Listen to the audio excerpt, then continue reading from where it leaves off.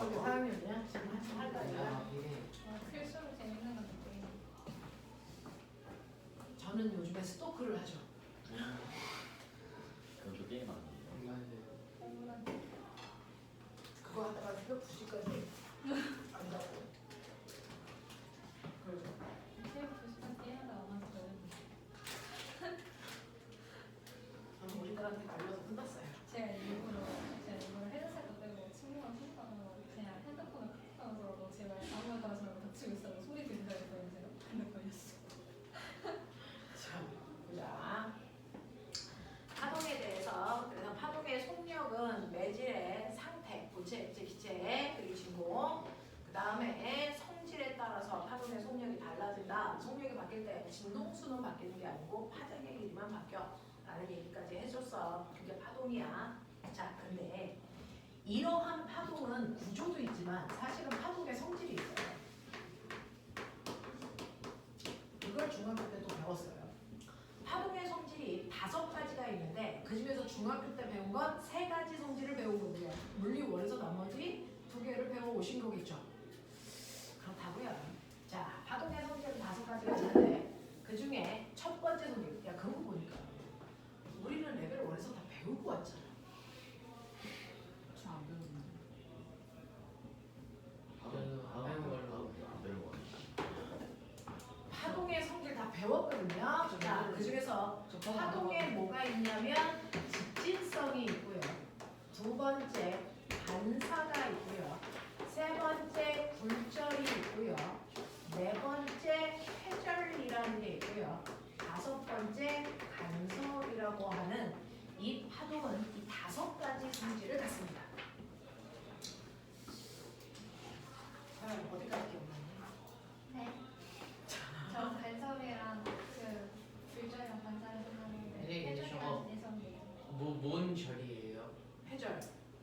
그다음에 간섭. 자, 그 중에서요. 파동의 직진성은 뭐냐면 빛이요. 이렇게 나오면 꽂아 가요. 그죠? 이렇게 꽂아 가는 걸 파동의 직진성이라고 합니다. 이렇게 꽂아 가다가 다른 물질을 만나면 됐죠? 여기서 반사돼서 튕겨 나가거나 이렇습니다. 그래서 직진한 빛 중에 이 빛은 여기까지 오는데 얘한테 부딪힌 빛은 튕겨 나가기 때문에 여기에 빛이 올 수가 없어요. 그래서 뭐가 생길까요? 그림자. 그렇죠. 빛이 직진하고 있다는 증거의 대표적인 게 그림자지는 현상이에요. 그림자지는 현상. 근데 이 그림자가요. 선생님이 이렇게 있으면 선생님 뒷면이 상대적으로 어두워 보입니다. 그림자가 진 거죠. 그래서 이게 빛이 직진하고 있기 때문이에요. 만약에 빛이 직진하지 않고 만약에 뿔렁뿔렁 이렇게 움직이면 장애물이 있어도 일부는 여기에 오는 아이들이 있으니까. 그래서 그림자가 지지 않는단 말이야.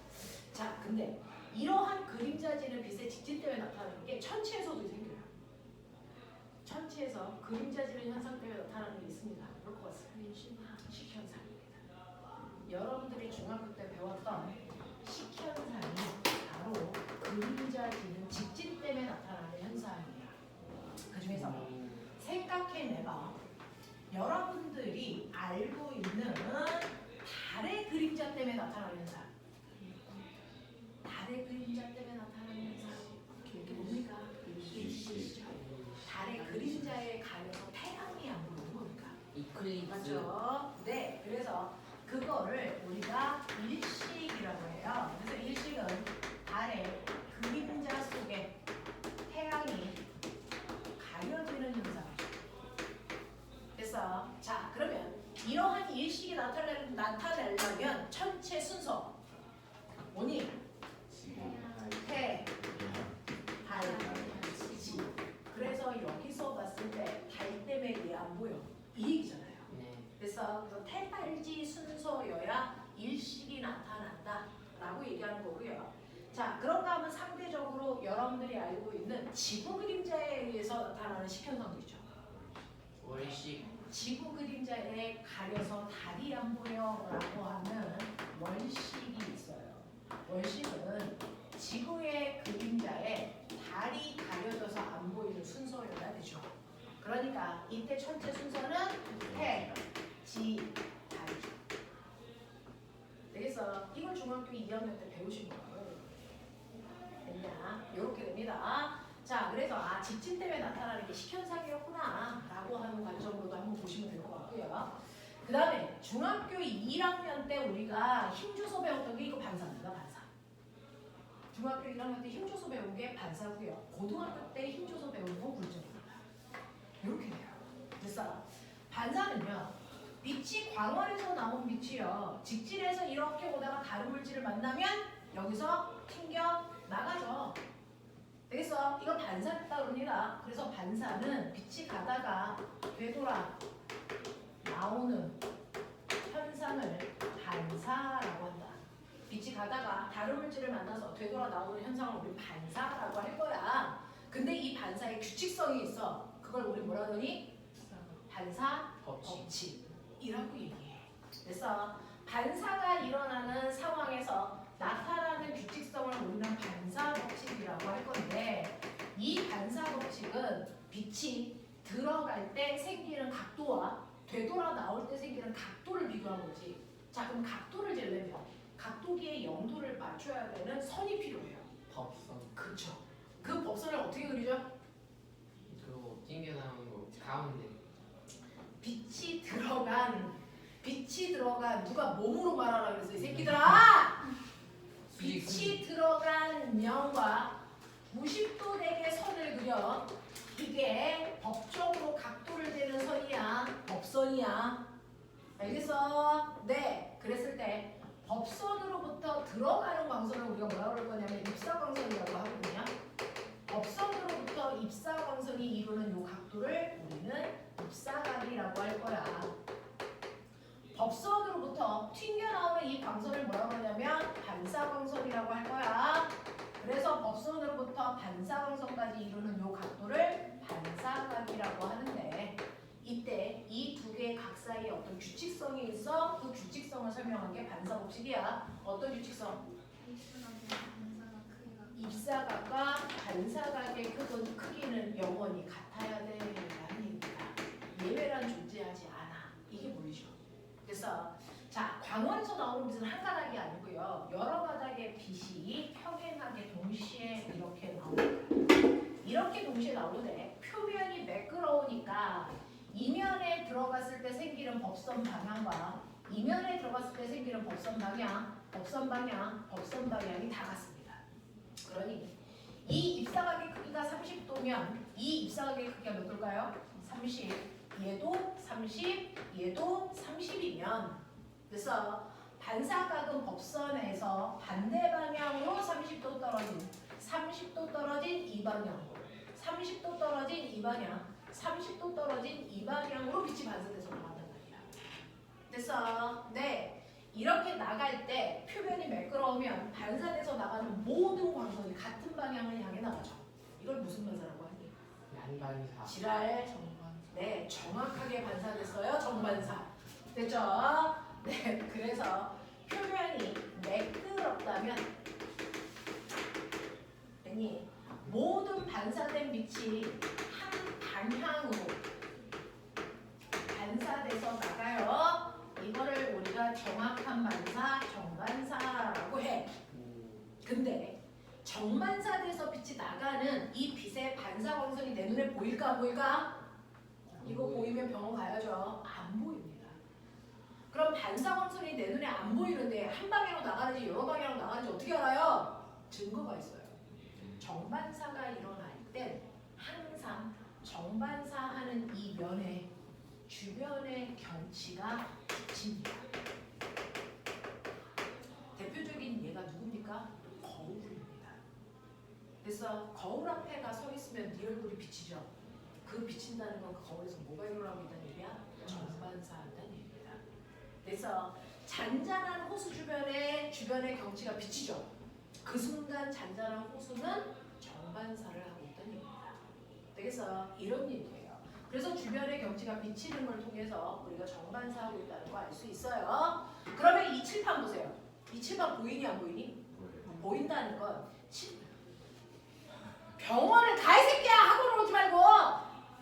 자, 칠판이 보인다는 건 칠판에서 반사된 빛이 내 눈에 온다는 거죠. 그럼 칠판에서 정반사 할까? 안 한다. 왜? 내 얼굴이 안 비치니까. 그러면 얘가 하는 반사는 무슨 반사일까? 얘는 표면이 거칩니다. 거칩니다. 그래서 하나의 광원에서 빛이 나옵니다. 어떻게? 나란하게 이렇게 옵니다. 네, 칠판의 표면이 거칩니다. 우리는요 감각기관이 되게 병신이에요. 그래서 매끄럽다고 인지하는 거지 사실 이게 매끄럽지 않습니다. 매끄러우면 이 분필이 여기서 부서져서 묻어날 수가 없어요. 얘 거친 거예요. 그러니까 분필이 부서져서 이 사이에 들어가죠. 그래야 판서가 되는 거죠. 되겠어? 이 얘기야. 자 그러면 이렇게 표면이 거친데 지금 이 빛은요 이면에 들어간 거거든요. 그러면 이것과 90도 되게 법선을 그리셔야 돼요. 그러면 이면에 90도 되게 법선을 그리면 이 방향으로 이렇게 그려집니다. 맞아? 그러면 요각이 10도니까 반사각은 이 법선과 반대 방향으로 똑같이 10도 기울어서 이 방향으로 이 빛이 튕겨나가고 있는 중이야. 되겠어? 또 얘는요 요면에 지금 들어가고 있어서 왜? 태인 선생님. 태우 쌤 목소리. 그렇죠. 자, 그래서 이것과 90도 되게 법선을 그리시면 이겁니다. 그러면 얘는 입사각이 이만큼입니다. 그래서 이거 60도라고 치면 반대 방향으로 60도 기울어 이 방향으로 빛이 이렇게 나가죠. 얘도요. 접선을 그리시면 접선이 이겁니다. 그러면 이것과 90도 되게 법선 그리시면 얘 이렇게 됩니다. 그러면 요 각도가 20도면 반대 방향으로 20도 방향으로 빛이 이렇게 나가고 있다는 얘기예요. 그래서 이광선의 방향이 다 달라. 그래서 난잡한 반사가 일어납니다. 그걸 우리가 표면이 거칠 때 반사된 빛이 모든 방향으로 나간다 이렇게 표현하거든요. 모든 방향으로 빛이 난잡하게 반사돼서 나가는 방향 반사라서 난반사 이렇게 표현합니다. 반사가 저렇게 이상하게 되는데 저희 눈에 어떻게 보여요? 네, 그 중에서 그 가닥가닥이 보이기 때문에 꼬맹아 여기 칠판에서요 빛이 난반사를 안 하면 한 방향에 있는 이 사람들만 칠판이 보이고 저 사람들은 안 보입니다. 그죠? 실제로 여기 써져 있는 이 글자에서 빛이 이 방향으로도 반사되니까 쟤도 보이죠. 이 방향으로도 반사되니까 너네도 보이는 거야. 지금 난반사를 하고 있으니까 이 글씨를 어느 방향에서든 다 볼 수 있죠. 그 얘기예요. 잘하면 여기서 보는 거랑 여기서 보는 거랑 칠판이 다를 수 있어요. 잘한다는 건 뭘 잘하는 거야? 그러니까 그 위치에 따라서 칠판이 약간 다르게 보일 수도 있어요. 뭔 말이야? 왜 다르게 보여야 되는데? 반사가 남자사니까. 이렇게 다르게 반사가 돼. 좋겠다. 좋겠다. 소통이 가능. 소통이 안 된다. 이게 평면이니까 이렇게 보이는 거죠. 만약에 얘가 입체인 이렇게 되면 그래서 여기서 반사된 빛은 그래서 이렇게 나가죠. 근데 여기서 반사된 빛은 이렇게 나가죠. 그러니까 잘하면 어떤 사람은 여기 면을 보고 어떤 사람은 이 면을 보겠죠. 되겠어? 그런 것들이 보호 필름이에요. 보호. 닥쳐. 자, 그래서 이렇게 된다고요. 그래서 이걸 난잡한 반사라고 하고요. 이 난반사는 주변의 경치는 비치지 않고요. 단지 그 사물만을 볼 수 있다. 대표적인 게 선생님입니다. 선생님이 여기서 있으면 선생님 눈에서 난반사가 막 일어나고 있어요. 그래서 이쪽에 있는 사람도 여기 있는 사람도 여기 있는 사람도 여기 있는 사람도 보이지만 난반사되는 비율에 따라서 쟤는 주로 이쪽 면을 보겠죠. 너는 주로 이쪽 면을 보겠죠. 그런 얘기예요. 되겠어? 그런 것들은 가능합니다. 선생님 라고. 모두 정. 닥쳐 그냥! 자, 그러면 이때요. 정반사가 일어날 때와 난반사가 일어날 때 반사 법칙은 언제서 나타나는 거야? 반사 법칙은 둘 다. 항상. 그래서 난반사를 하던 정반사를 하던 반사 법칙은 언제나 성립합니다. 되겠어? 이걸 배울 게 중학교 1학년이죠. 그래서 중학교 1학년 때 여러분들 이렇게 그려놓고요. 학교에서 시험을 봤는지 어떤지 모르지만 요 각도를 여기를 그려놓고 30도 이렇게 써요. 그래서 그래놓고 얘는 반사각이 30도다. 맞아 틀려? 아니에요. 틀리죠. 얘는 입사각이 30도가 아니고 요 각도 60도니까 반사각도 60도여야 됩니다. 그래서 이런 문제들이 많이 나왔어요. 1학년 때 이런 것들을 좀 기억해 두시면 되겠죠. 자, 이때 이 정반사의 성격을 이용해서 만든 도구가 거울이가 우리가 다음 시간에 거울에 대해서 설명해 드릴 겁니다. 자, 이게 바로 반사라고 하는 겁니다. 빛이 가다가 다른 물질을 만났을 때 되돌아 나오는 현상.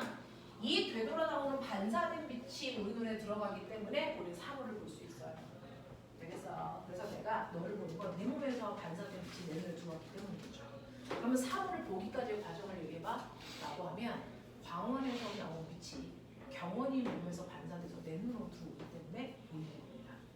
알겠어? 이 과정을 통해서 우리가 사물을 볼 수 있다 라고 하면 이렇게 붙이고 굴절이 뭐니?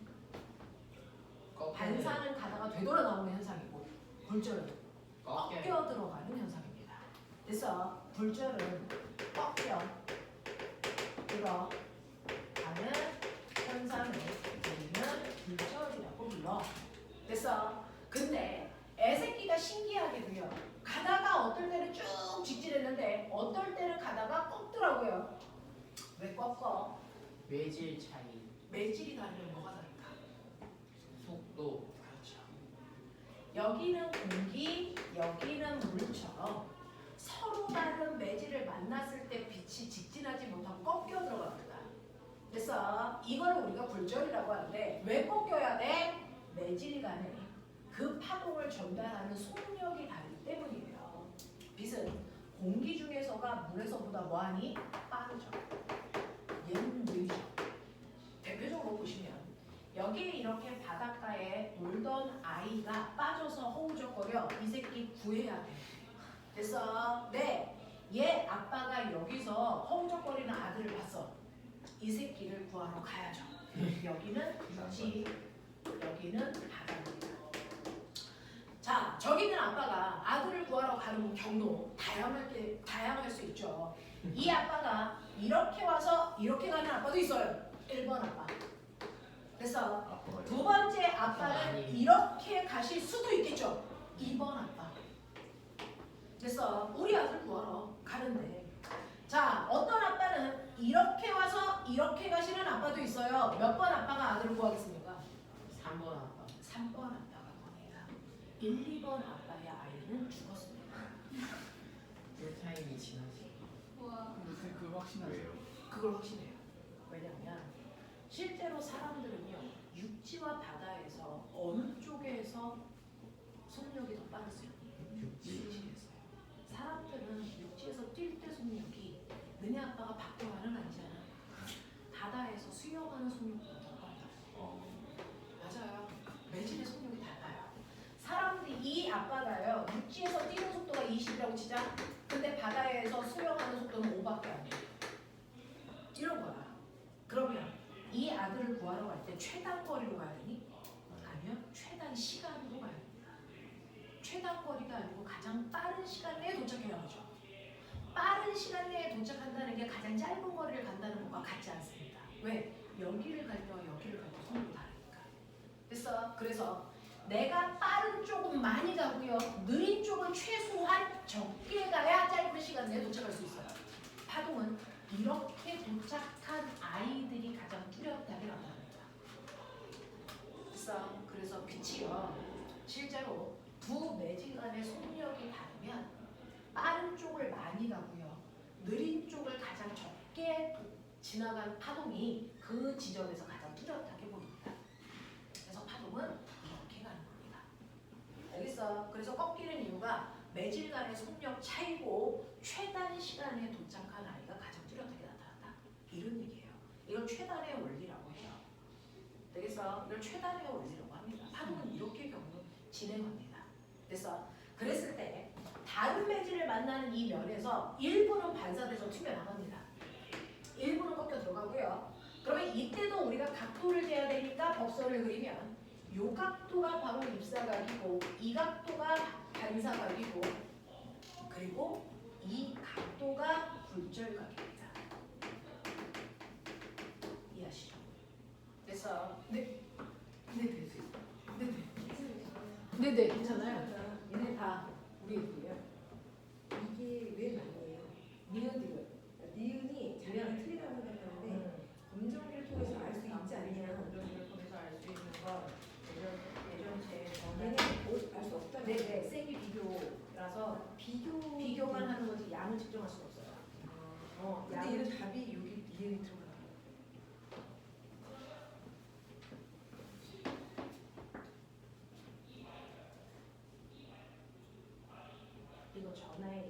비교가 빠져오는 거 아닐까?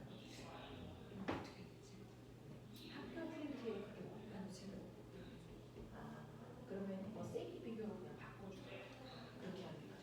네. 자, 그래서 파동이 굴절하는 이유가 전달되는 속력의 차이 때문이다. 그랬을 때 입사각, 반사각, 굴절각 그래서 이렇게 되어 있을 때요. 그러면 이때 얘네들의 대소관계도 비교할 수 있지 않을까? 라고 하는 겁니다. 지금은 공기에서 물이라는 빠른 매질에서 느린 매질로 갈 때 빠른 매질 속에 입사각과 반사각이 생겼는데 반사 법칙에 의해서 얘는 언제나 같아야 됩니다. 그리고 굴절각이 있죠. 자, 이 굴절각은 얘네들에 비해서 클까 작을까? 클까 작을까? 작습니다. 각은 전달되는 속력에 비례하는 만큼 생깁니다. 되겠어? 네. 그래서 예를 들어서 저 각도가 30도면 이 각도도 30도, 그럼 굴절각은 한 15도 이렇게 나오는 느낌으로 보시면 되죠. 그래서 이런 관계야. 자, 근데 내가 만약에 이 상태에서 입사각을 조금 더 크게 하면 입사각을 조금 더 크게 하면 어떤 일이 발생할까?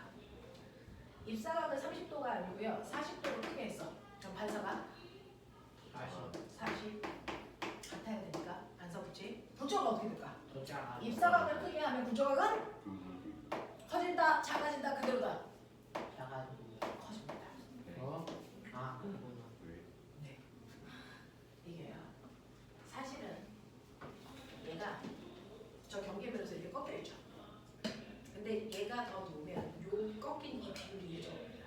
얘가 더 누우면 얘가 서야 그래서 요 비율이 일정하게 유지돼요. 꺾였을 때 요 사이에 요 각도가 일정하게 유지돼요.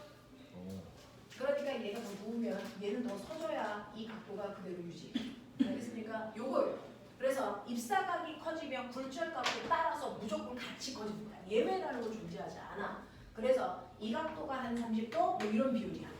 그래서 이런 식이 된다. 입사각이 커지면 무조건 굴절각 같이 커집니다. 근데 자, 지금은 빠른 매질에서 느린 매질로 썼잖아. 거꾸로 쏘면 어때? 느린 매질에서 빠른 매질. 그럼 더럽게 신기한 일이 발생한다는 걸 배워오셨을 거야. 아마도 됐죠?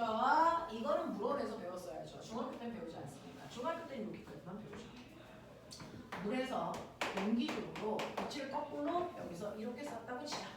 그러면 이 경계면에서 일부는 반사, 일부는 굴절. 어떻게 될까요? 빠른 쪽에 생긴 각도가 느린 쪽보다 커야 된다 그랬으니까 직진한 것보다 각도가 더 커지려면 누워야죠. 그래서 이렇게 갑니다. 이렇게 갑니다. 자, 그랬을 때 요 각도가 입사각, 요 각도가 반사각, 요 각도가 굴절각이 돼요. 이해돼? 네. 그래서 말씀드린 것처럼 언제나 빠른 매질 쪽에 무슨 각이 생기든 상관없이 이쪽 각이 더 커야 된다. 됐죠? 그러니까 입사각과 반사각의 크기는 같고요. 이때는 굴절각의 크기가 훨씬 큽니다. 이런 느낌이야. 그랬을 때 입사각의 크기가 30도야. 그럼 반사각의 크기 30도겠지. 굴절각의 크기가 70도라고 치자. 이런 느낌이야. 그래서 근데 내가 여기에서요. 입사각의 크기를 아까처럼 크게 할게요. 이거 50도. 그럼 얘도 50도 아닙니다. 그죠? 이게 어떻게 될까요? 이게 어떻게 될까요? 입사각을 크게 했어. 굴절은 어떻게 될까요? 커져. 예외 없다니까요. 그게 물리잖아요. 그래서 이 새끼가 더 커져서 90 됐다고 치자. 입사각을 크게 했더니 굴절각도 같이 커져서 수면과 나란해질 수도 있죠. 90도 가능합니다. 되겠어? 자, 굴절각을 90도로 만드는 순간에 입사각을 우린 뭐라 그러냐면 이걸 임계각이라고 합니다. 임계각이라고 한다. 그때부터 커지면 어떻게 돼요? 네. 그러면 이제 저 질문이 나와야죠. 그때보다 더 커지면 돼요. 임계각보다. 임계각보다 입사각을 더 커지게 하면 고민할 필요 없죠. 굴절각도 더 커져야 됩니다. 더 커져서 내려옵니다. 신기한 일이 발생했는데 이걸 신기해하는 니녀는 뭐냐? 레벨1을 배웠는데 이걸 신기해하는 이 연들은 뭐지? 자, 그러면 어떤 일이 발생할까요? 얘를 52도라고 해봐. 그럼 얘도 52도. 얘 덮어줘요. 94도. 이런 느낌입니다. 안으로 들어오죠. 굴절은요. 다른 매질 쪽으로 빠져나가요. 굴절일 때. 같은 매질 쪽으로 굴절각이 너무 커서 안으로 들어왔습니다. 그래서 밖으로 빠져나가는 빛이 하나도 없습니다. 네. 진짜 밖으로 빠져나가는 빛이 하나도 없습니다. 그래서 마치 전부 다 뭐만 된 것처럼 보여? 반사만 된 것처럼 보이는 신기한 현상. 전부 다 반사되는 것처럼 보인다. 전반사라는 게 그럽니다. 얘는 정반사였고요. 얘는 전부 다 반사. 전반사가 있어요. 이 전반사는 반사가 아닙니다. 굴절각이 너무 커서 일어나는 굴절 현상이에요. 굴절각이 너무 커서 나타나는 굴절 현상이지 반사가 아닙니다. 이해돼? 이런 일이 발생해요. 근데 저 지금 거짓말했어요. 저 지금 거짓말했어요. 거짓말 나쁜 거네. 이 얼굴이 제일 나빠 이 새끼야. 자, 제가 지금 여기서 하는 거짓말이 뭘까요? 문제가 말고 이런 거 같아? 저 반사가 아니에요. 전화선 대사 예, 여기 없어요. 앞에 있어요. 너가요. 굴절에서 92도가 된 빛이 여기에 있지 않다. 그게 없어요. 왜 없어요? 없어지는 거예요? 어디 갔어요? 얘가요. 집에 가시면 같은 매질 속에 반사광선도 있고 굴절광선도 있죠. 그럼 두 개의 광선이 생기죠. 이런 일이 존재할 수 없습니다. 같은 매질 속에 들어오는 순간 두 광선이 하나로 합쳐집니다. 어디로? 반사광선으로 합쳐집니다. 그래서 정말 전부 다 반사된 것처럼 보이죠. 신기하죠. 이런 일이 발생해요. 이걸 이용한 도구가 있습니다. 이걸 이용한 도구가 바로 광통신광선입니다. 근데 우리나라 인터넷 속도 더럽게 빠르다죠. 우리나라의 인터넷 속도가 빠른 이유는 우리나라 통신선이 다른 나라는 아직도 전선 씁니다. 구리전선. 됐어? 구리전선을 이렇게 쓰면요. 이게 구리선이야. 자, 이거는 전선이니까 말 그대로 전기 신호를 쏴요. 됐죠? 전기 신호를 쏘는데 그 전기 신호가 부딪혔을 때 일부는 반사되고 일부는 굴절해서 밖으로 빠져나갑니다. 일부는 반사되고 일부는 굴절해서 밖으로 빠져나가면 이걸 잡아내면 이게 바로 도청이 됩니다. 도감청이 돼요. 그래서 옛날에 우리나라에서 전선을 쓸 때는 전봇대 이상한 아저씨들 막 달라붙어서 도청했습니다. 요거 잡아내면 다 들려요. 전화 소리가. 전선에서. 됐어? 근데 요즘에 우리나라에서 쓰는 건 전선이 아니고 광섬유라는 전반사를 이용한 물질을 만들어서 씁니다. 신소재. 자, 그중 전달되는 속도가 느린 매질로 만든 걸 우리가 코어라고 하고요. 전달되는 속력이 빠른 매질로 만든 걸 밖에 싸고 있는 클래딩이라고 하는, 그래서 두 섬유를 감싸서 만든 거예요. 얘가 전달되는 속력이 느린 코어라는 아이고요. 얘가 전달되는 속력이 빠른 클래딩이라고 부르는 빠른 매질로 만든 겁니다. 이렇게 해서 어디서 쏘는 거냐면 전반사할 수 있게 느린 매질로 쏘는 거예요. 느린 매질에서 쏘는데 뭘로 쏩니까? 광섬유죠. 뭘 쏴요? 빛신호로 쏩니다. 빛을 쏩니다. 자, 빛을 쏘는데 쏠 때 그냥 쏘지 않고 반드시 어떻게 쏘는 줄 아세요? 이때 입사각이 임계각보다 크게 쏩니다. 그럼 여기서 뭐가 일어날까요? 전반사. 전반사, 전반사, 전반사. 밖으로 나가는 거 의미 없니? 없어요. 그래서 이제 우리나라는 도청이 안 되는 선입니다. 우리나라의 방송면은 도청이 안 됩니다. 전반사 시켰기 때문에. 전선 안에 들어가면 들을 수 있나? 여기 머리카락인데 들어가. 머리카락인데요. 그래서 네, 여기다 쓰는 거예요. 그러면 빛으로 쐈기 때문에 전달되는 속도도 연락 빠르고 도감청이 되지 않습니까? 이게 우리나라 전국 국토에 다 깔려 있습니다. 그래서 우리나라 인터넷 속도가 더럽게 빠른 거예요. 그리고 도청이 안 됩니다. 그리고 100% 에너지를 쏘면 굴절돼서 나가면 에너지가 점점 줄어서 실제로 도착하는 거 40%밖에 안 도착해요. 근데 이렇게 보면 하나도 빠져나가지 않으니까 100% 에너지가 도착합니다. 소리도 선명하고 화질도 선명하죠. 그래서 이걸 사용하고 있어요. 얘가 바로 전반사에서 대표적인 겁니다. 그래서 자, 이 전반사 때문에 나타나는 신기한 현상을 설명한 사람이 바로 굴절 법칙을 얘기한 스넬이라는 과학자입니다.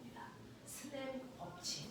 그래서 스넬이라는 사람이 뭐 한 거냐면 이렇게 물 속에요. 스쿠버 다이버가 물 속에 이렇게 들어가서 잠수해서 하늘을 볼 겁니다. 하늘을 봅니다. 광활한 하늘을 뻥 뚫려 있는 바닷속에 들어가서 봐요. 하늘이 어떻게 보일까요? 움직여요. 하늘이 어떻게 보일까요? 뻥 뚫려 보일 것 같죠? 아닙니다. 요만큼만 하늘이 보이고 여기는 까맣습니다. 네. 뭐예요? 하늘이 안 보입니다. 여기 까맣습니다. 바닷속이 뻥 뚫려서요. 바닷속에 잠수해서 하늘을 보면 푸른 하늘이 밝게 보일 것 같죠? 아닙니다. 내눈 위에 요만큼만 보이고 나머지는 까맣습니다. 열나 무섭습니다. 요즘에 입사할 거예요. 자, 왜 그러냐면 사실은 여기 이렇게 해가 있다고 쳐. 그래서 네, 태양에서 나온 빛이 이렇게 눈에 들어가서 햇빛을 보는 거 아닙니까? 하늘을 보는 거 아닙니까? 그래서 네, 여기에 들어온 빛은요 사실은 하늘에서 그래서 네, 하늘에서 구름에 반사된 빛이 이렇게 물을 통해서 굴절해서 내 눈에 들어오는 거 아니야? 그걸 거꾸로 그리면 이렇게 해서 이렇게 된 빛이 들어온 거야. 맞죠? 근데 여기는 물이고 여기는 공기니까 실제로 보시면 입사각보다 굴절각이 큽니다. 맞죠? 근데 옆으로 조금만 더 가볼까요? 그래서 네, 느끼시는 거 많이 가볼게요. 여기 왔다고 쳐. 어떻게 될까요? 예, 이렇게 되죠. 그랬을 때 보면 이 입사각에 비해서 이 입사각의 크기가 뭐이니? 커졌어요. 그랬을 때 여기가 임계각이라면 이렇게 되겠죠. 하늘이 보일까 안 보일까? 안 보여요. 한 칸만 더 가볼게요. 얘는 임계각보다 커졌죠. 보일까요? 전반적이죠. 하늘이 보일까요? 안 보일까요? 안 보입니다. 이 사람 눈은 딱 임계각이 되는 여기까지만 하늘을 볼 수 있는 범위가 생기는 거야. 그걸 벗어나면 하늘을 볼 수 없습니다. 까맣습니다. 그래서 바닷속에 들어가서 보면 마치 요만큼만 창문을 뚫어놓은 듯한 느낌으로 하늘이 보여. 여기서부터는 안 보여. 그래서 이걸 스넬의 층이라고 합니다. 이게 바로 전반사 때문에 일어나는 현상이야. 물속으로 깊게 들어가면 깊게 들어갈 수 있어요. 그래서 훨씬 더 창의 규모가 어떻게 될까요? 그래가지고 점점 넓어집니다. 여기서 이렇게 이거 하이탑의 그림이 연락이 그림이 잘 나와 있어요. 보시면 돼요. 그죠? 이렇게 되어 있어요.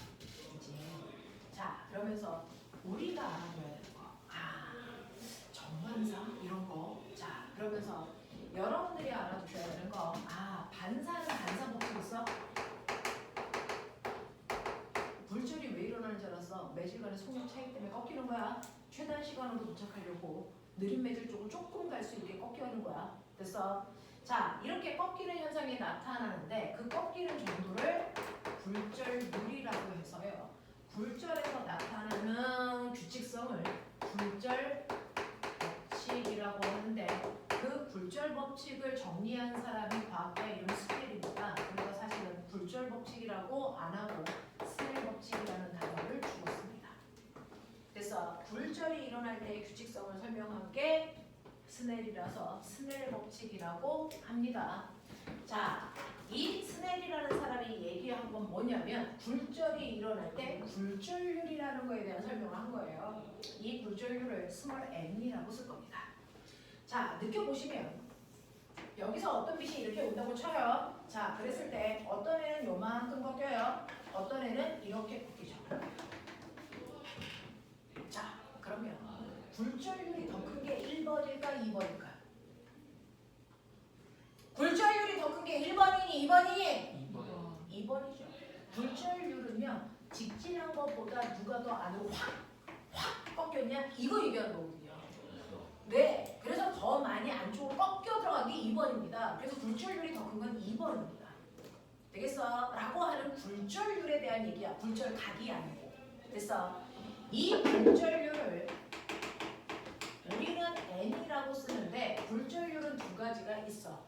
이 굴절률은요, 절대 굴절률이라는 게 있고 상대 굴절률이라는 게 있어. 절대 굴절률과 상대 굴절률이라고 하는 이 두 가지가 있는데, 절대 굴절률은 n 공기 이런 식으로 써요. 그럼 우리가 읽을 때 공기의 절대 굴절률 이렇게 읽으시면 돼요. n 물 이렇게 써요. 그러면 물의 절대 굴절률 이렇게 읽으시면 돼요. 됐어? 그런가 하면 상대 굴절률은 n 공기 물 이렇게 써져 있으면 이건 공기에서 물로 갈 때의 상대 굴절률 이렇게 읽으시는 거예요. 됐어? n 물 공기 이렇게 쓰면 됐어? 물에서 공기로 갈 때 상대 굴절률 이렇게 읽으시는 거예요. 되겠어? 자, 그 중에서 우리가 그린 이 그림은요, 여러분들이 보시는 것처럼 이 그림은 공기에서 물로 갈 때 상대 굴절률을 그려놓은 그림입니다. 됐죠? 공기에서 물로 갈 때 상대 굴절률을 그려놓은 그 그림입니다. 자, 근데 여러분들이 알고 있는 것처럼 굴절이라는 건 왜 일어나는 거냐면 두 매질 간의 속력 차이입니다. 그래서 이 상대 굴절률은 별게 아니에요. 공기에서의 빛의 속력과 물이라고 하는 매질에서의 빛의 속력의 비율로 나타내는 게 상대 굴절률이야. 되겠어? 예를 들어 공기 중에서의 빛의 속력이 10이라고 치자. 물에서의 빛의 속력을 5라고 치고 진공에서의 빛의 속력은 100이라고 치자. 요거야. 되겠어? 이렇다고 친다면 실제로 공기에서 물로 갈 때 상대 굴절률이 얼마일까? 라고 얘기하면 물에서의 속력은 5고 공기에서의 속력이 10이니까 상대 굴절률 얼마 나오니? 2. 이거예요. 이해됐어? 이해됐어? 이거예요. 이렇게 보여주는 거예요. 그래서 상대 굴절률 값은 이렇게 구하는 겁니다. 됐죠? 근데 오늘 생각해봐. 속력 아까 어떻게 구하라고 했어? V는 이 개놈의 새끼들아! V는 F 남다. 그죠? 공기에서의 진동수와 공기에서 생긴 파장의 길이 우리 공기에서의 속력을 같은 값이잖아. 그러니까 물은요 F 남다 물값으로 계산하면 돼요. 그렇죠? 그래도 같은 값이야. 근데 문제는요 아까 얘기했죠. 공기 중에서 물 속으로 들어갈 때 바뀌는 게 있고 바뀌지 않는 게 있어요. 뭐가 안 바뀌어요? 진동주는 그렇죠. 이게 같아요. 그러니까 이거는 약분해서 없어지겠죠. 그러니까 상대 굴절률을 구하는 방법은 각각의 매질에서의 파장의 길이 비율이다. 네, 괜찮아. 네 동생한테 이른다. 네. 이해하는 거 맞아? 네. 네 동생이랑 상감전환한다. 자, 이렇게 되죠. 그 다음에 이 상대 굴절률을 구할 수 있는 또 다른 방법이 뭐냐면 아까 선생님이 말씀드렸던 거 기억나요? 전달되는 속력이 빠른 쪽에 생긴 각도가 전달되는 속력이 느린 쪽에 생긴 각도보다 훨씬 크다. 되겠냐? 요 각도의 비율이 속력 비율입니다. 그래서 공기 중에서 생긴 각도와 물에서 생긴 각도의 비율이 상대 굴절률 값을 나타낼 건데 이렇게 하면 이건 각도니까 값으로 바꿔야 되잖아요. 그래서 앞에 사인 치환하시면 이게 상대 굴절률의 정확한 값. 되겠어? 상대 굴절률의 정확한 값이 돼요. 되겠냐? 자, 그런가 하면 이 상대 굴절률을 구하는 마지막 방법은 이 각각의 매질의 절대 굴절률을 이용해서도 구할 수 있는데 절대 굴절률을 구할 때만 분자 분모에 써져 있는 순서를 뒤집으면 돼요. n 물, n 공기, 분의 n 물. 되겠어? 자, 보시면 쓰는 순서는 공기에서 물로 갔어요. 공기에서 물로 갔어요. 공기에서 물로 갔어요. 알겠어? 출발한 아이들을 분자에 쓰는 거야. 도착한 매질을 분모에 쓰는 거야. 절대 굴절률만 거꾸로 쓰는 거야. 알겠어? 이게 상대 굴절률 구하는 방법이야.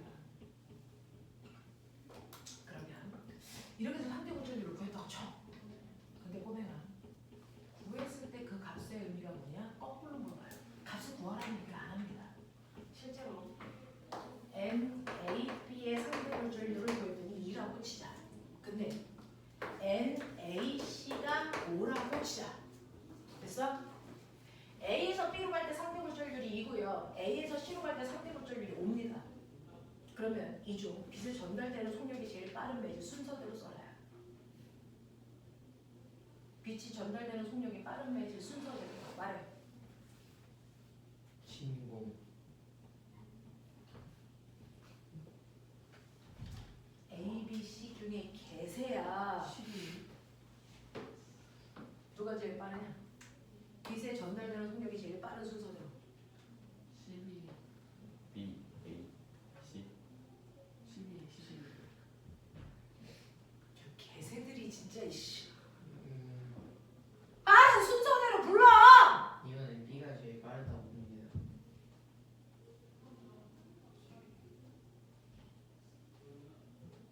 BC.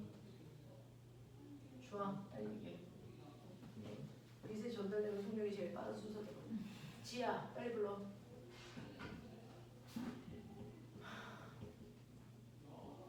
일곱 명 앉아 있으면 IQ가 적어도 100은 넘자. 불러. 거꾸로 전달되는 속력이 제일 빠른 순서대로 불러봐. A, B, C. A, B, C.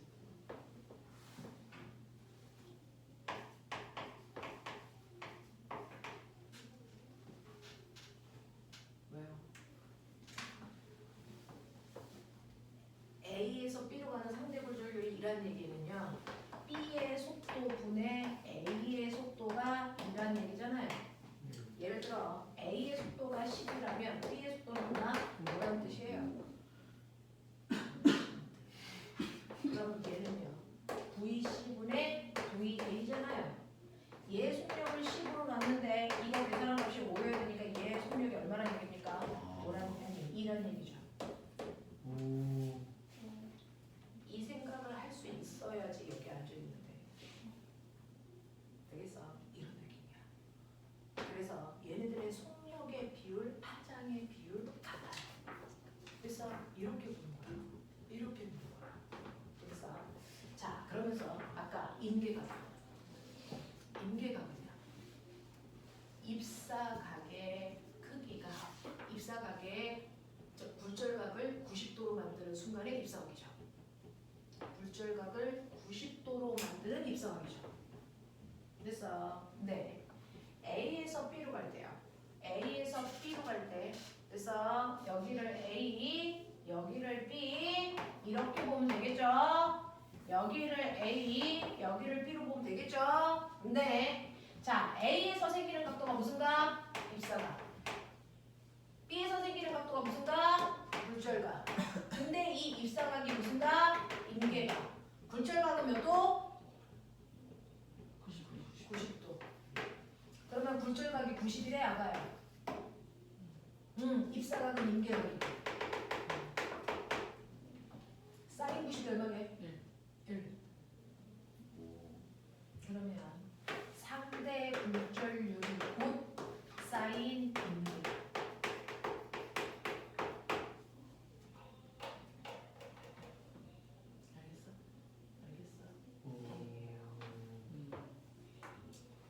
알겠냐? 네, 그래서 임계각이 이렇게 할 수 있어요. 됐죠? 이런 거를 네가 앉아서 혼자 할 수 있어야 돼. 선생님이 해주는 게 아니고 이 꼬맹이들아! 그래서 요거를 그래서 다 그런 식으로 한번 해볼게요. 여기 A, 여기 B, 요거 A, 요거 B 맞아? 요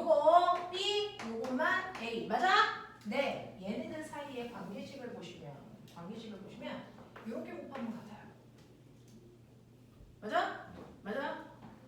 NA 사인 세타 A는 NB 사인 세타 B 값이야. 맞아? 이렇게 곱해도 가죠? 그럼 뭐야? NA 남다 A는 NB 남다 B. 맞아? 서연아 정신 차려. NA V V A NB V B 절대 굴절률과 자기 값을 곱한 값이 같아요. 되겠죠? 이거야. 그러면 절대 굴절률 말고요. 지네들끼리 곱할 때는 어떤 모습이 나와? 이렇게 곱해가죠. 왜 뭡니까? 남다 A 사인 세타 B는 남다 B 사인 세타 A야. 요건 거꾸로 곱해야겠다. 맞아. 근데 VA 남다 B는 VB 남다 A랑 같아. 알겠어? 이렇게 하는 거야. 이해되겠지? 계산은 되겠지? 자, 그랬을 때 이제 식은 그런 식으로 활용하시면 되고요. 저요. 꼬맹아. 상대 굴절률을 봤더니 2래. 상대 굴절률을 봤더니 5래. 어쨌든 상대 굴절률이요. 1보다 크네. 얘는 1보다 조금 크고 얘는 아주 많이 크네. 이 숫자의 의미가 뭘까? 상대 굴절률이 1보다 크다는 건 무슨 말일까? 그러면 상대 굴절률이 1보다 작을 수도 있어요? 있죠? 이게 뭘까? 상대 굴절률이 1보다 크다는 걸 해석해봐. 그게 이 상황이잖아. 이 상황이잖아. 빠른 거에서 느린 거. 그렇죠. 상대 굴절률이 1보다 크다는 얘기는 빠른 매질에서 느린 매질로 가고 있어. 몇 배? 2배 느려졌어요. 몇 배? 5배 느려졌어요. 됐어. A에서의 속력보다 B에서의 속력이 2배 느려요. 이 뜻이에요. A에서의 속력보다 C에서의 속력이 몇 배 느려요? 5배 느려요. 그러면 거꾸로 얘를 이렇게 쓰면 MBA는 이건 뭐야? 얘는 속력이 2배 빠른 매질로 가죠. 그러니까 상대 굴절률 어떻게 쓰겠니? 얘 2분의 1. 얘는 어떻게 써지겠니? 거꾸로 쓰면 5분의 1이다. 그래서 상대 굴절률이 1보다 크면 이 새끼 빠른 매질에서 느린 매질로 간대. 1보다 작으면 느린 매질에서 빠른 매질로 간대. 이 뜻이에요. 이해되죠? 값의 의미를 해석해야죠. 이게 고학년들이 해야 되는 짓들이야. 저학년은 값을 구하는 겁니다. 그래서 뭔가 산수 계산해서 값을 맞추면 엄청 자기가 지적 능력이 뛰어나다고 생각하는데 그거 그냥 저급한 능력이야. 그래서 실제로 고급한 능력은 그 값을 분석하는 능력이에요. 그걸 하시는 게 고등학교입니다. 값을 주면 그 값의 의미를 분석하시는 거예요. 사고력. 값을 구하려고 하지 말고 분석하려고 하셔야 된다. 이제부터. 그래서 그러니 잘 시간이 없죠. 생각을 끊임없이 해야 되는데 자 그러면 절대 굴절률은 뭡니까? 선생님 N공기가 뭐예요? 이건 A에서 이거는 공기에서 물로 가니까 굴절하는 거 맞잖아요. 다른 매질로 갈 때 굴절하잖아요. N공기는 왜 굴절해요? 공기 안에 들어. 아니요. 모든 절대 굴절률은 진공에서 공기로 갈 때 굴절률 이거예요. M물은 진공에서 물로 갈 때 굴절률을 물의 절대 굴절률이라고 합니다. 그래서 절대 굴절률은 무조건 진공에서 그 매질로 갈 때 꺾이는 비율, 속력의 비율 이걸 나타내는 게 절대 굴절률인데 요즘은 진공이랑 비교 안 하고요. 아예 그냥 공기랑 비교한 값을 요즘은 절대 굴절률로 써요. 됐어. 그래서 공기에서 물로 갈 때의 굴절률을 그냥 물의 절대 굴절률로 쓴다. 됐어. 이렇게 쓴다. 알겠니? 요즘은 절대 굴절률을 진공에서 쏘는 게 아니고 공기 중에서 그 매질로 쐈을 때의 굴절률을 그 매질의 절대 굴절률이라고 하더라. 알겠어? 하겠어? 네. 할 수 있다 그랬다. 지금부터 틀리면 다 뒤진다 이 새끼들아.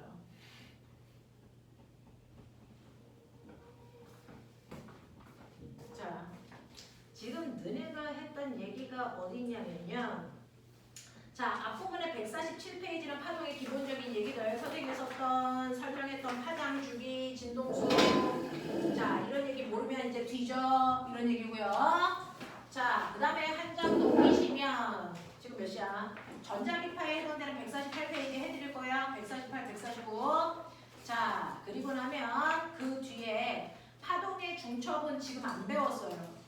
그래서 이거는 다음 주에 설명해 드릴 거고, 우리는 뻥 하고 뛰면, 그래서 간섭이랑 회절에 해당되는 문제는 풀지 말고 나머지 기본적인 문제들만 푸시면 될 것 같고요. 선생님하고는 162페이지에 있어요 지금. 여러분들이 불절에 대한 얘기가 원파트에서 머릿속에 잘 안 들어가 있어서 불절 넘어가서 회절과 간섭을 먼저 설명했어야 되는데 불절을 먼저 설명했어요. 그게 162페이지에 있어요. 162, 164페이지에 있는 게 스넬 법칙. 여기랑 네, 요거 먼저 했어요. 162, 163에 해당되는 스넬 법칙 먼저 했고요. 그 다음에 렌즈 방정식은 아직 안 했습니다. 그래서 문제를 군데군데 뽑아서 좀 푸셔야 될 것 같은데 그 전에 여러분들이 알아두셔야 되는 그러면 빛의 성질 중에서 선생님한테 다음 주에는 굴절까지 했어요. 회절 간섭 설명해 주세요. 이거 얘기해 주셔야 돼요. 됐죠? 그거 해주시면 되고요.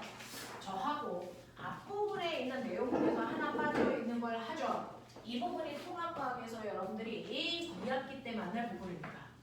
그래서 자, 여러분들이 하셔야 되는 파동 중에서 우리는 빛, 소리 이런 걸 배웠어. 근데 파동 중에서 전자기파라고 하는 게 있지. 전자기파가 빛이니? 전자기파에 빛이 속하니? 빛이 전자기파 속에 빛이 들어가니? 아니면 빛 속에 전자기파가 들어가는 거니? 저기 전자기파. 빛 속에 전자기파. 전자기파가? 아니면 전자기파 속에 빛이? 아니면 전혀 다른 거야? 빛 속에 전자. 그럴 것 같죠? 그죠? 그래서 얘에 대해서 보자. 전자기파가 뭐냐면요. 태양과 같은 아이들은 끊임없이 매순간 전자기파를 발생시킵니다. 자, 태양은요. 고체가 꾸면 뜨거우면 뭐 되니? 액체. 액체요. 액체가 뜨거우면? 기체. 기체요. 기체가 뜨거우면? 뜨거운 기체. 기체. 아, 뜨거운 기체. 좋은 생각이야. 그럼 뜨거운 기체가 더 뜨거우면? 더 뜨거운 기체. 맞아요. 그런 기체. 플라즈마. 네? 이 개자식들아. 자, 지구상에 있는 물질은 세 가지 상태를 띈다가 여러분들이 배운 거죠. 네. 그래서 무슨 상태? 고체. 고체, 액체, 기체. 이제 여러분들 후배들은 물질은 세 가지 상태가 아니고 네 가지 상태를 띈다라고 배웁니다. 흑성. 고체, 액체, 기체, 플라즈마. 저희는 안 배워요. 네. 이 플라즈마라고 하는 상태는 대학 가서 배우시거나 과거나 영재고 가서 배우시면 되는데 플라즈마는 뭐냐면 이렇게 돼서 뜨거워서 기체라고 하는 입자가 있어. 근데 이 새끼가 더 뜨거우면 그래서 그 열 에너지가 원자 속에 있는 전자를 탈출시켜. 전자가 탈출해서 나오면 얘는 뭐가 되니? 양이온과 전기를 띠고 있는 음의 물질로 나뉘어. 그래서 전하를 띠고 있는 그 입자들의 집단이 있어. 그걸 우리가 플라즈마라고 해. 그래서 전기를 띠고 있는 입자들의 집단. 그래서 양이온과 전자들의 집단. 이걸 플라즈마라고 해. 그래서 태양은요. 뭘로 되어 있대요? 수소. 근데 그 태양의 뜨거운 그 부분은 수소, 이온과 전자로 되어 있어요. 플라즈마로 되어 있습니다. 알겠어? 그래서 자, 온도가 더 높으면 기체가 플라즈마 상태로 바뀝니다. 플라즈마 상태로 바뀌어요. 전기를 띤 입자들로 바뀐다고요. 그래서 근데 이러한 태양은요 주로 수소로 되어 있는데 수소의 특징 김정은 아저씨가 좋아한다. 수소 폭탄 가연성. 그래서 애새끼 미친 듯이 다. 그래서 수소에다 불 갖다 대면 어떻게 돼? 턱 터져. 그걸 이용해서 만든 게 뭐야? 수소 폭탄. 됐어? 수소 폭탄. 됐죠? 자, 근데 태양은 수소로 되어 있어. 근데 열나 뜨고 그럼 어떻게 되겠니? 수소가 매 순간 팍팍팍팍팍 터져. 그래서 이 상태야. 자, 그러면 이러한 수소가 막 폭발해서 그 에너지를 분출할 때요. 여기에 전기를 띤 입자들이 그 에너지에 의해서 힘에 의해서 에너지 입자가 뭐하니? 우주 공간으로 밀려나가요. 이걸 그 유명한 태양풍이라고 얘기하죠. 태양풍. 알겠습니까? 이걸 태양풍이라고 해. 그래서 전기를 띤 입자가 태양 주변으로 쏟아져 나옵니다. 그러면 그 입자들에 의해서 태양 주변에 뭐가 생기니? 전기죠. 납득이야.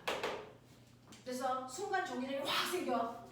그러면 순간 전류가 흐르는 거죠. 그러면 저 전류가 흐르는 주변에 뭐가 생겨야 되니?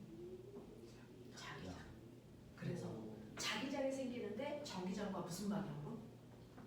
반대 방향. 무슨 방향? 수직. 수직 새끼들아. 수직. 오. 됐어? 그래서 전기장과 수직한 방향으로 자기장이 유발됩니다. 오. 근데 전기장의 세기가 순간 세졌다가 약해졌다가 세졌다 약해졌다 이렇게 되죠. 일정한 세기를 갖지는 않습니다. 그러니 자기장의 세기도 전기장이 셀 때는 자기장도 세게 생기고 전기장이 약하면 자기장도 약하게 생기는 거 아닙니까? 그러니까 전기장의 세기가 세졌다 약해졌다 그러면 자기장의 세기도 세졌다 약해졌다. 자기장의 세기가 뭐합니까? 변해. 자기장의 세기가 변하면 뭐가 생기지? 그렇죠. 전기장이 생기죠. 전기장이 생기면 뭐가 생기니? 자기장이 수직하게 생기죠. 자기장이 생기면 뭐가 생기니? 전기장이. 전기장에 의해서 뭐가 생기니? 자기장이. 이렇게 서로 유발 시켜가니까 매질이 필요하니 안 하니? 그래서 전자기파는 매질이 필요 없는 파동이야. 매질은 진동으로 가는 게 아니고 서로 유발시켜가는 거야. 알겠어? 네. 그래서 전기장과 자기장이 파동의 형태로 전달된다. 그래서 이름이 전자기파야. 알겠습니까? 전기장과 자기장이 파동의 형태로 전달된다. 이게 전자기파야. 이걸 그래프로 그리면 Y축, X축, Z축 공간으로 가니까 세 개의 축상으로 공간을 표현하겠죠. 그 중에서 전기장이요. 여기서 발생해서 세졌다 약해졌다 세졌다 약해졌다 이 지랄로 간다고요. 됐어? 이게 전기장이야. 그럼 이 전기장에 의해서 유발된 자기장은 수직한 방향으로 생겨. 그러니까 어떻게 그려야 돼? 자기장, 자기장, 자기장, 자기장, 자기장, 자기장 이렇게 생기겠지. 그랬을 때 요각도가 90도지. 되겠어? 그래서 전기장과 자기장에서 이렇게 유발되면서 갑니다. 됐어? 근데 전기장의 진폭이 제일 클 때 자기장의 진폭도 제일 큽니다. 이렇게 유발시키면서 가요. 알겠어? 이게 전자기파입니다. 이게 전자기파야.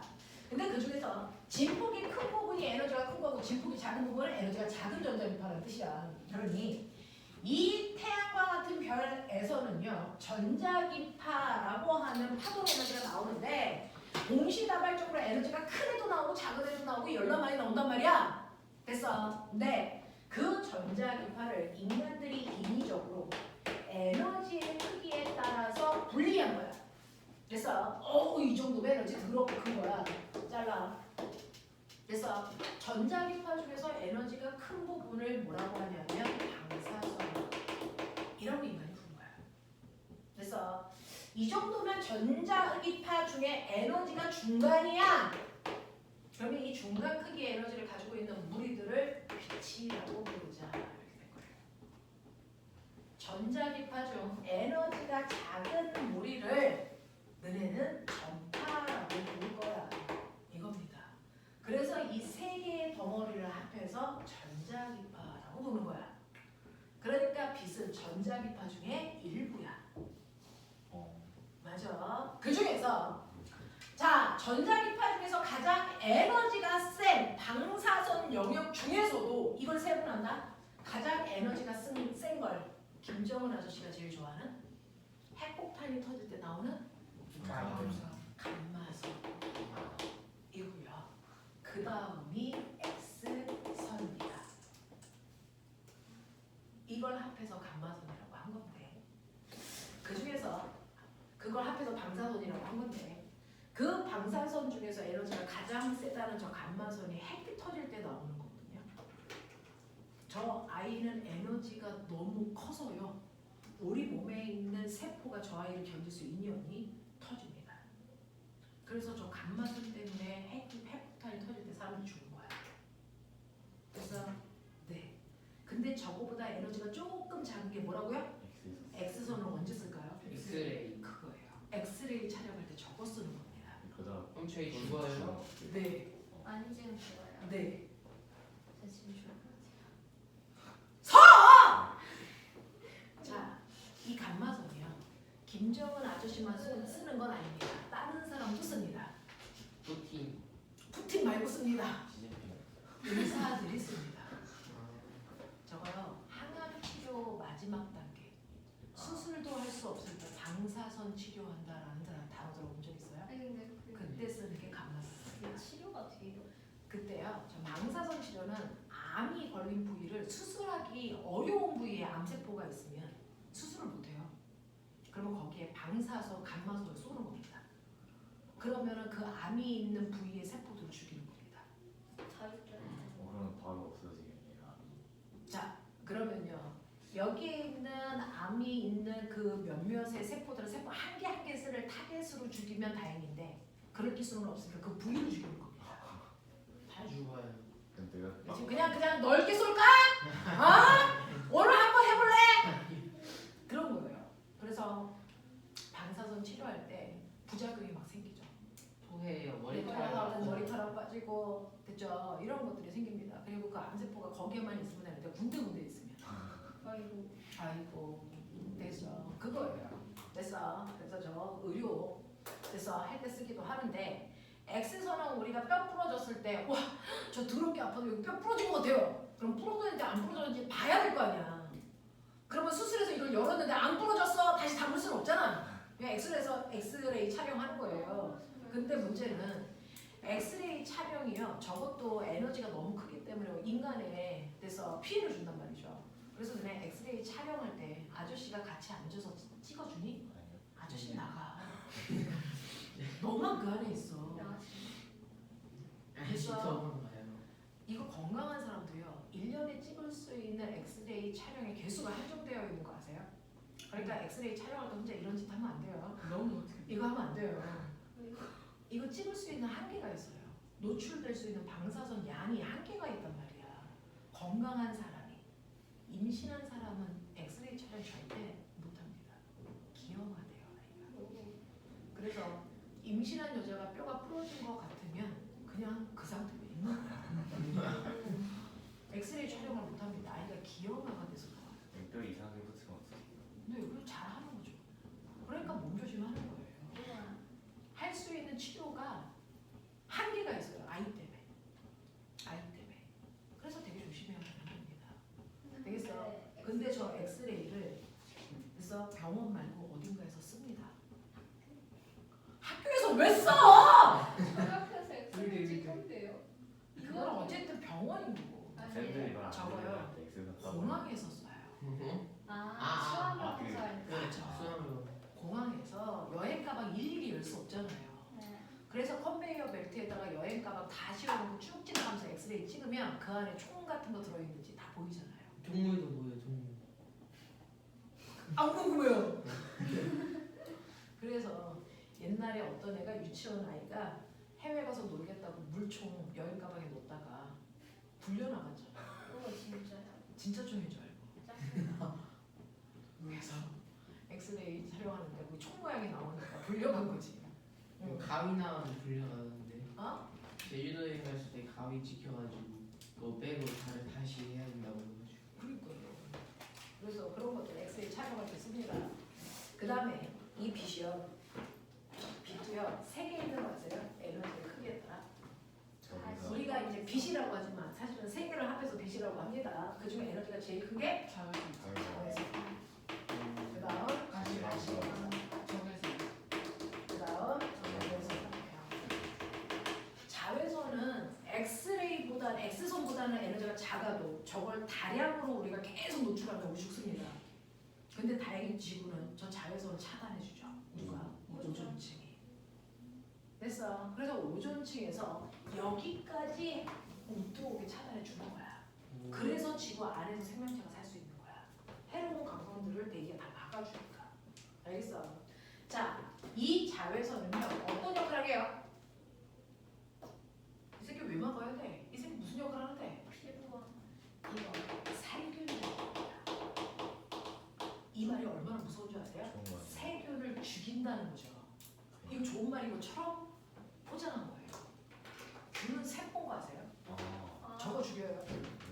그래서 저 양이 많아지면 살인작용한다는 거예요. 저희가 세 개가 네. 우리는 오존층에서 자외선을 99% 차단해 주니까 여기 살고 있는 거잖아요. 근데 오존층이 뚫리고 있잖아요. 우와. 뚫리고 있어요? 네, 연락 뚫리고 있어요. 그래서 우리가 그때부터 선크림 바르기 시작한 거였잖아요. 오. 저희는 살균되고 있어요. 우와. 그러면 엄청 살균되고 있어요. 선크림에는 이 새끼, 어좀 먹고 가 두려 누워 이 새끼야. 자, 엄청 살균되고 있어요. 그래서 이마트에 가면 자외선 살균 소독기가 아 아니야. 있죠. 거기 컵 들어가 있죠. 네. 그래서 컵 끓이잖아요. 꺼내면 꺼지던데. 그러면 자. 꺼낼 때 손이 계속 죽겠네요. 아니 딱 열면은 딱 꺼지던데. 저 새끼 고추 따서 벌 까먹다니까. 왜 그러세요? 자외선 살균 소독기 안에 자외선이 계속 나오고 있는데 문 열면 꺼져요는 꺼지는 게 자외선이 아닌 거 아세요? 아 그래요? 문제는 뭐냐면 자외선은 눈에 보인다 안 보인다. 우리 눈에 보이는 건 유일하게 가시광선입니다. 막 사람 자외선은 눈에 안 보이죠. 야 냄새 이상. 그럼 사람. 거기에서 문제가 뭐냐면 자외선은 정말 열심히 나가고 있어요. 우와. 근데 우리 엄마가 문제인 거예요. 자외선이 나가고 있는데 눈에 안 보이잖아. 네. 근데 확인하고 싶잖아. 네. 그러니까 엄마들이 맨날 거기다가 얼굴 집어넣고 이 새끼 나오는 거 맞아? 이거 하고 있거든. 아 그래요? 엄마들은 살균되고 있어요. 네. 그래서 거기다가 제발 얼굴 좀 넣지 말라고. 그래서 거기에 파란빛 또는 보라색 가시광선이 같이 나오게 쏴주는 거야. 나오니까 그만 머리 집어넣어! 이거 한 거야. 그래서 꺼지는 건 가시광선이 꺼지는 거예요. 네. 자외선은 나가고 있는 거예요. 아 그래요? 또요. 가시광선은 눈을 이제 물체를 볼 수 있는 영역이니까 여러분도 아시고요. 적외선이요. 저거는 우리 눈에 보여 안 보여? 안 보여요. 무슨 작용이에요? 몰라요. 식견장. 열작용. 새끼야. 열작용. 우와. 네 몸에서 적외선 나가는 거 알아요? 아 그래요? 우리 체온이 몇 도예요? 36.5도의 세기의 적외선이 나가고 있는 거예요. 오. 그래서 우리 야간 투시경 알아요? 적외선 카메라. 적외선 카메라로 뛰는 거잖아요. 그럼 여기 시뻘게 보이잖아요. 네. 열감지 센서예요. 이 적외선이. 그럼 죽은 사람 찍으면 아무도 안 저 보여요? 적외선이 어디서 나가냐? 리모컨이요. 어? 리모컨이요. 오. 오. TV 리모컨 누를 때마다 적외선 나가요. 그럼 근데 많이 뜨거워져요. 고추 돼. 우리나라 그냥 리모컨을 쏴줄게 자기야. 자 리모컨 이렇게 누르면 그죠? 네, 뭐 적외선이 나가는데 엄마는 또 안 보여. 그럼 또 우리 엄마 어떻게 해? 눈에다 대고 쏘죠. 이거 나가는 거 맞아? 엄마 눈 뜨거워지는 거. 그래서 제발 눈에다 대고 쏘지 말라고 리모컨 누를 때마다 빨간 빛이 가시광선 같이 나가게 해주는 거예요. 아. 그러니까 가시광선을 그냥 같이 넣어줬을 뿐이지 자외선이랑 적외선은 눈에 보이는 게 아닙니다. 됐죠? 그 다음에 그럼 식당에서 컵 꺼낼 때마다 손가락 지지는 거예요? 손가락 지지기지기네요. 자, 전파요.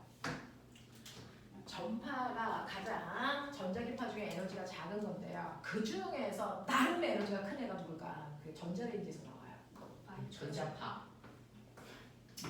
마이크로웨이브. 아 마이크로. 전자레인지에서 음식 데필 때 쓰는 얘기입니다. 자, 그 다음이 핸드폰 주파수 영역으로 쓰는 아이들. 그 다음에 셀폰. 셀폰. 핸드폰이라는 단어는 우리나라만 쓰는 얘기예요. 외국에서는 핸드폰이라는 단어가 없어요. 스마트폰. 그러니까요. 셀폰이라고 얘기해요. 자, 그 다음에 TV 주파수. 그 다음에 라디오 주파수가 가장 마지막. 이렇게 돼요. 됐어. 자, 그러면 이쪽으로 갈수록 에너지가 크다 그랬는데 파동 에너지는요. A제곱 F제곱이잖아요. 실제로요. 에너지가 크다는 얘기는 진동수가 뭐하다는 얘기니? 크다는 얘기. 아유. 됐어. 그래서 위쪽으로 갈수록 진동수가 큰 빛이야. 그럼 꼬맹아, 진동수가 크다는 얘기는 파장이 뭐하다는 얘기일까? 해볼까요? 자, 방송은 물려가죠. 방송만 신경 쓰는 거 알죠? 네. 근데 F는 안 다는 거 알죠? 빛의 사무생. 알지? RGB. 네, 빨, 초, 합니다. 그래서 네, 빨간색 빛도 초록색 빛도 파란색 빛도 진공을 통과할 때의 속력은 같아야 됩니다.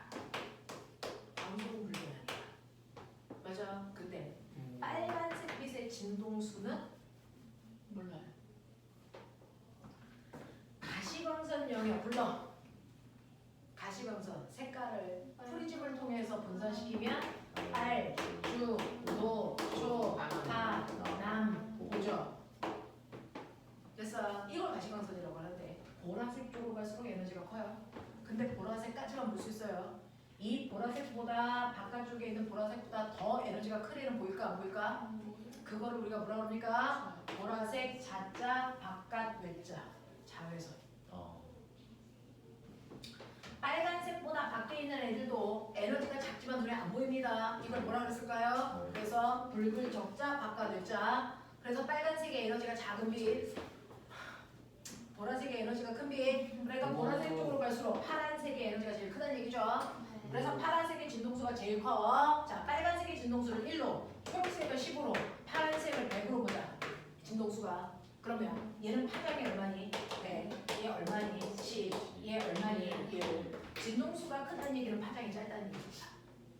그래서 항상 이 값이 일정해야 되기 때문에 얘가 클수록 얘는 뭐니? 작아져요. 진동수와 파장은 무조건 반대됩니다. 알겠어? 그래서 위쪽으로 갈수록 에너지가 크니까 진동수가 커. 진동수가 크다는 얘기는 파장이 뭐하다는 얘기야? 짧다는 얘기야. 납득해? 이해됩니다. 알겠어? 네. 파동은요 그렇게 어려운 얘기는 아닌데 더럽게 너네가 중학교 내용을 못 가지고 있어서 사실은 고등학교 내용은 몇 번 못했어요. 다 중학교 내용을 쌍으로 한 거거든요. 그래서 네, 그래서 여기까지는 머릿속에 좀 집어넣어야 되는데 어렵지 않은 부분이다. 들었으면 맞출 수 있는 부분이야. 그래서 네, 여기까지 하겠어요? 괜찮습니까? 네. 그래서 오늘은 여기까지 하겠습니다. 고생하셨습니다. 선생님 다음 시간 하나만 더. 파동의 간섭 해야죠. 그 다음에 여러분들 렌즈 방정식 해야 돼요. 그냥 닥치고 그냥 차라리 역할이 쉬운 것 같아요. 차라리 역학이 편하죠. 너무 어려워요. 닥쳐. 어려운 게 아니고 귀찮은 거잖아. 다음 주에 시험방을 틀리기만 해 이 새끼들이 그냥.